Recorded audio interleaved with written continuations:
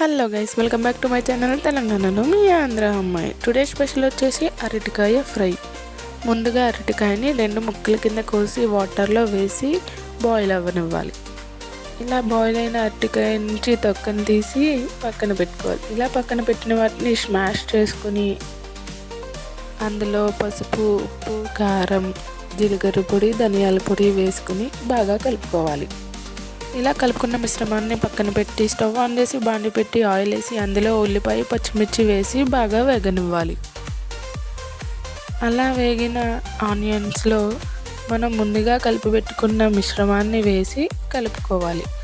ఇలా కలుపుకున్న తర్వాత ఒక 5 మినిట్స్ మూత పెట్టి బాయిల్ అవ్వనివ్వాలి. 5 మినిట్స్ తర్వాత ఓపెన్ చేసి కొంచెం కొత్తిమీర చల్లి సర్వ్ చేసుకుని తింటే సూపర్ ఉంటుంది.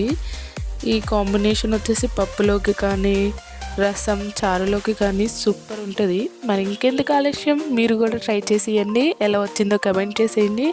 నా వీడియోస్ కనుక నచ్చినట్టయితే like, share, subscribe. Bye guys.